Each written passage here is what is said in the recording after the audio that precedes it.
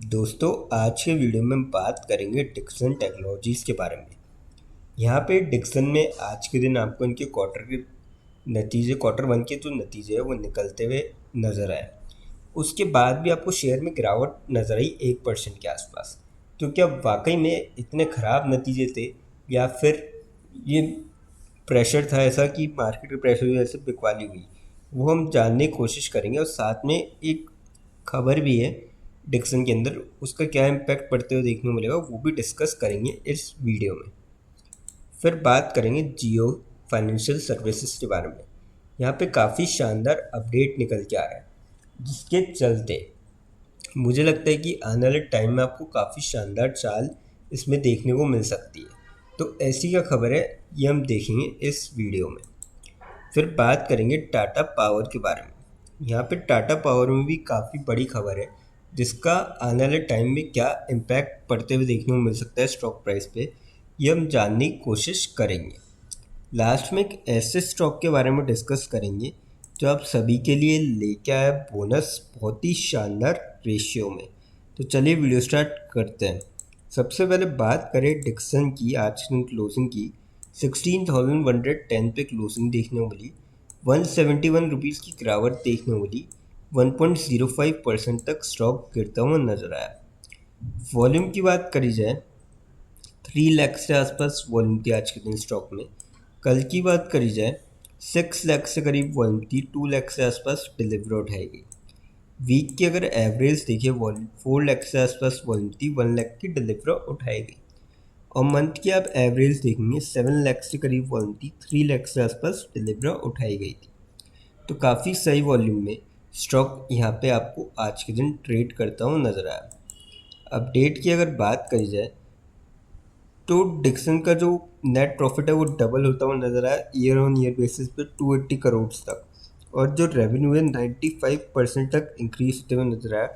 अभी जो 95% इंक्रीज हुआ ना, ये year on year basis increase हुआ है 12,835.66 करोड़ का। ये जो है कंपनी साइड इस revenue from operation for the first quarter, यानी क्वार्टर वन के अंदर 95% बढ़ता हुआ नजर आया, जो कि पिछले साल सेम क्वार्टर में 6,579.8 करोड़ का था। तो काफ़ी ज़बरदस्त तरीके से नेट प्रॉफिट इंक्रीज हुआ और रेवेन्यू डबल हो गया। तो ये काफ़ी शानदार खबर है, जिसका आपको डेफिनेटली आने वाले टाइम में एक पॉजिटिव इम्पैक्ट देखने को मिलेगा। और मेरे ख्याल से ज़बरदस्त तेज़ी अब बनते हुए नज़र आ सकती है स्टॉक के अंदर। अब देखिए, दूसरी चीज़ ये है कि Dixon technologies join global top 20 EMS firms पर रेवेन्यू इन 2024। तो ये भी काफ़ी बड़ी खबर है, जिसका दोनों की खबर का आपको असर देखने को मिलेगा। और मेरे ख्याल से तो यहाँ पे जो है, जिसका भी लॉन्ग टर्म का पॉइंट ऑफ व्यू है वो यहाँ पे जा सकता है।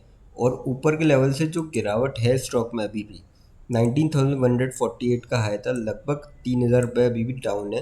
तो फ़ायदा उठा सकते हैं इस गिरावट का।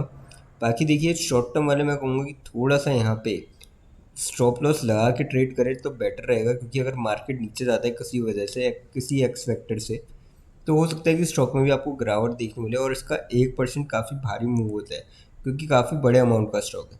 तो मैं उनको ये कहूँगा कि आप 16,000 का जो भी शॉर्ट टर्म मिले स्टॉप लॉस लगा के आप ट्रेड करें। बाकी लॉन्ग टर्म वाले यहाँ पे जा सकते हैं स्टॉक के साथ। कंपनी फंडामेंटली काफ़ी स्ट्रॉन्ग है, ग्रो भी कर रही है। अब बात करते हैं जियो फाइनेंशियल सर्विसेज के बारे में। 311 पे क्लोजिंग देखने वाली, 6.25 रुपीज़ की गिरावट देखने वाली और 2% के आसपास तक स्टॉक गिरता हुआ नजर आया आज के दिन। वॉल्यूम की बात करी जाए यहाँ पे स्टॉक में, लगभग 2 CR के करीब वॉल्यूम थी आज के दिन स्टॉक में। कल की बात करी जाए, 2 CR के लगभग वॉल्यूम थी, 83 लाख से आसपास डिलीवर उठाई गई थी। वीक के एवरेज अगर देखिए, 2 CR के लगभग वॉल्यूम थी, 81 लाख से आसपास डिलीवर उठाई गई। और मंथ की आप एवरेज देखेंगे, 2 CR के लगभग वन थी, 82 लाख से आसपास डिलीवर उठाई गई। तो काफ़ी ठीक ठाक वॉल्यूम में यहाँ पे आपको स्टॉक आज के दिन ट्रेड करता हुआ नजर आया।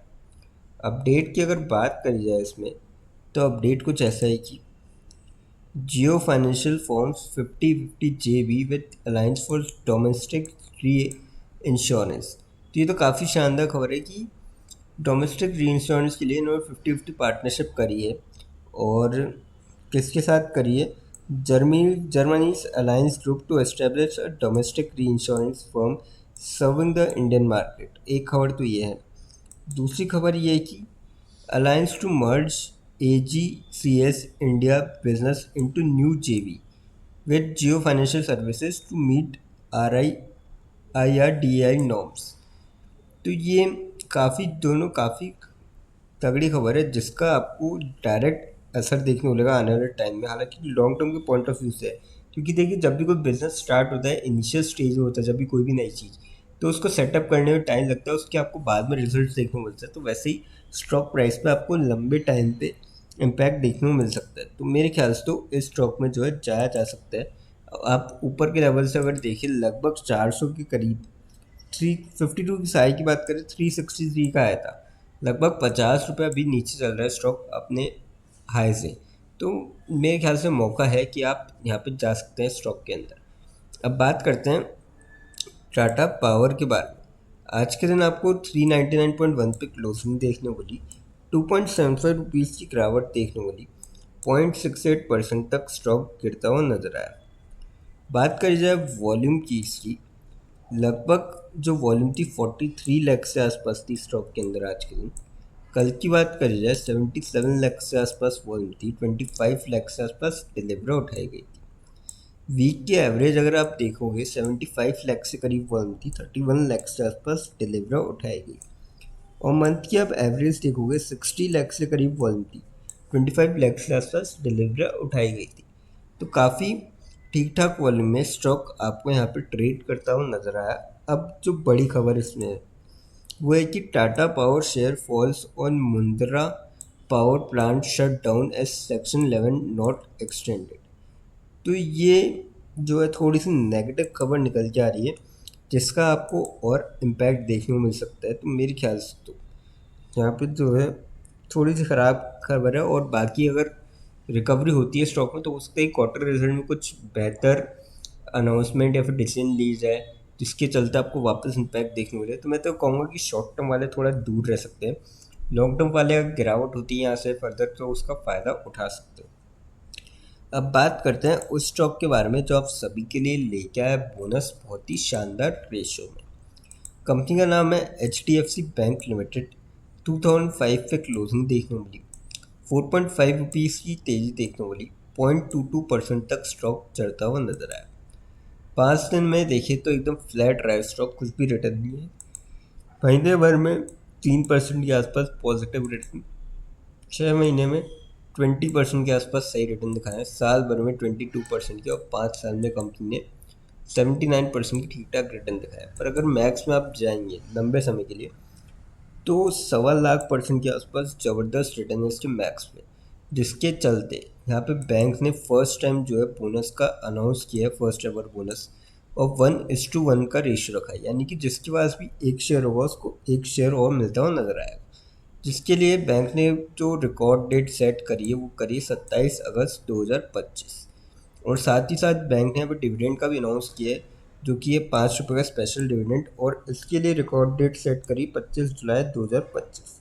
तो जिसके भी डीमेट अकाउंट में शेयर आते हैं, बोनस और डिविडेंड की जो रिकॉर्ड डेट है उससे पहले, वो सभी उस पर्टिकुलर चीज़ के लिए एलिजिबल होंगे। लेकिन फ्रेंड्स, कोई भी इन्वेस्टमेंट करने से पहले फाइनेंशियल एडवाइज़र से कंसल्ट करें या फिर खुद की रिसर्च करें, क्योंकि वीडियो नॉलेज के पर्पज़ के लिए, इन्वेस्टमेंट पर्पज़ के लिए नहीं। दोस्तों, अगर वीडियो अच्छी लगी हो तो चैनल को लाइक और सब्सक्राइब जरूर करें, ताकि आने वाले टाइम में आपको और भी ऐसे अपडेट्स मिलते रहे। थैंक यू दोस्तों।